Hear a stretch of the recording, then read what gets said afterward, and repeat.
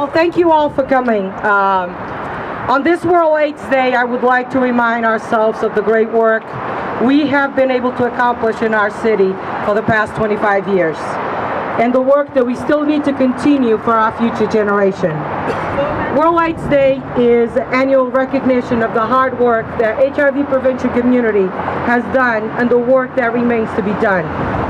This year, we remind even more of the partnerships, collaboration, peer-to-peer connections that make our work strong and meaningful. The support of our city and social service agencies and individuals have empowered all of us to continue to support individuals and families who continue to struggle with this disease. I would like to remind you of our history. We are a movement of committed individuals here who have changed our city. Together, we have built unique programs because nobody would like to take care of our friends when they were dying of HIV. We held hands, comfort the families, and bury our friends and loved ones with dignity, when many funeral homes refused to do that. Today, we find ourselves at another great moment of change. It can be scary at moments and overwhelming. Our movement needs to be strong, create leaders like we have today here, like you, who will make our community continue to move. Leadership cannot be limited to one person. It needs to be at all levels of work, doing things in different ways and targeting different priorities. The success we have achieved so far gives us hope in the future, but as we look ahead, we must remain not to be comfortable where we are. We cannot stop now. At this time, to move forward collectively to ensure that all children start their lives living with HIV. Young people and adults grow up and stay free from HIV, and their treatment becomes more accessible so that everyone stays free of AIDS. So I leave you today with one quote from Robert F. Kennedy. Each time a man stands up an ideal and acts to improve the lots of others or strikes against injustice, he sends forth a tiny rip of hope. And across each other from a million different centers of energy and daring, those rips build a current that we keep and sweep down the mightiest walls of oppression that's resistance.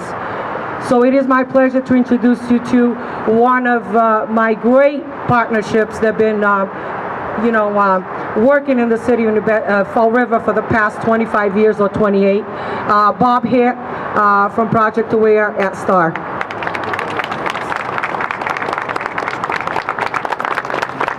Connie went to the 14 font. I moved up to 16. This is the 19th year these flags have flown over Government Center. It seems only fitting that they are ripped and tattered, as so are many of us. President Obama's 2016 proclamation recognizing World AIDS Day envisions a world where no individual has to suffer from HIV/AIDS and called for a rededicated effort to ending this epidemic once and for all. Our system today ensures care, treatment, and preventative services.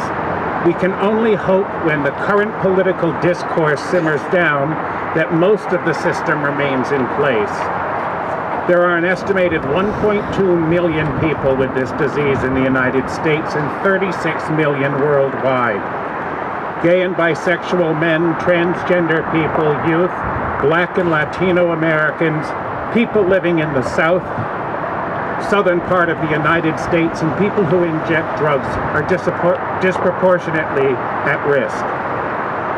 Massachusetts is committed to getting to zero new infections by providing medical treatment to bring viral loads to undetectable levels and improving the arsenal of risk reduction methods. Today, pre-exposure prophylaxis medications, or PrEP, are greatly reducing the risk of transmission.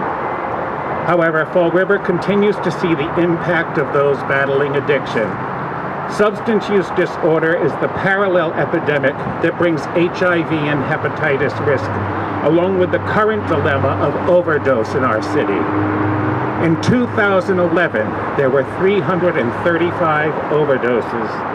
In 2012, there were 425. In 2013, there were 514. In 2015, there were 643. As we come to the end of 2016, we have to redouble our efforts to battle addiction. We need more access to detox and treatment. We need better access to mental health supports. And we need more access to medication-assisted treatment, including buprenorphine, Vivitrol, and methadone. Together, we need to stay vigilant and work harder to get to zero.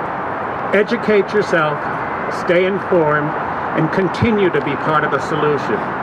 Be creative, and let's close the prevention gap.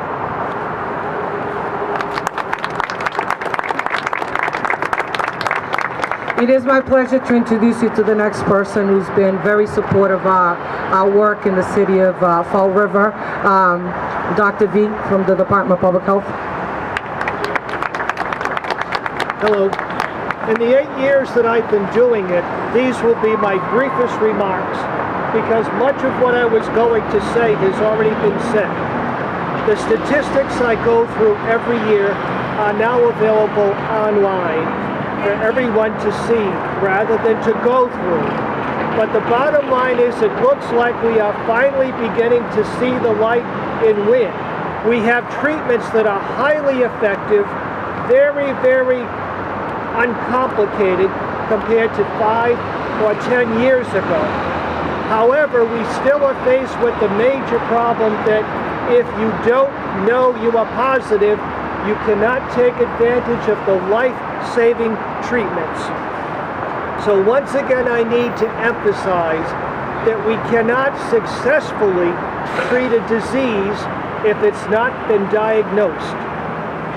So again, for your friends, for people you know, encourage them to get tested if they have any risk factors, because once they're identified, they can be treated, and in most cases, highly successfully. Thank you. Now I'd like to introduce, of course, our Mayor, Mr. Jason Correa, Secretary. Thank you, Dr. V, and thank you for your years of commitment to the city and to so many issues that so many people are facing.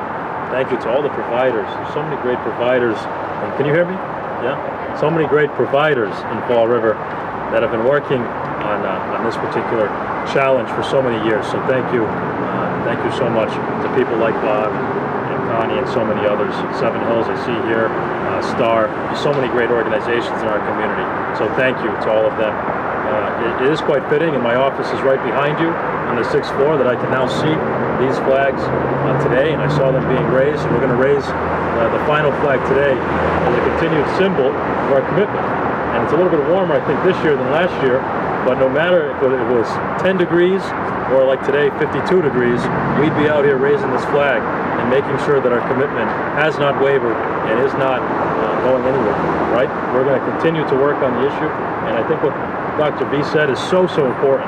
Knowledge is power, and knowing that you may be affected, knowing that you may have HIV, and making sure that you can get those life-saving treatments as treatment gets better, and treatment gets better and better and better, and everything that we're looking at for all kinds of diseases, but specifically today about HIV and AIDS, you need to get treated.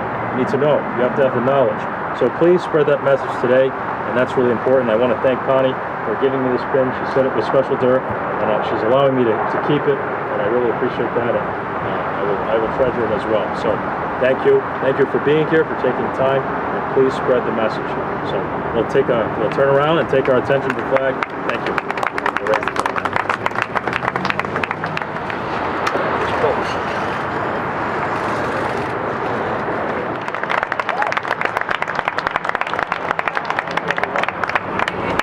And Star will continue to make the commitment in the city of Fall River so we can get to zero.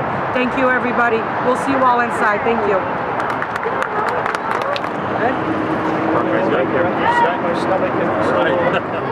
Which one?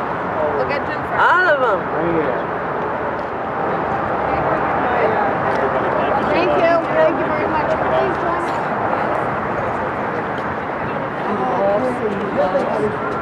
Wait. Hi. Hi. Hi, good.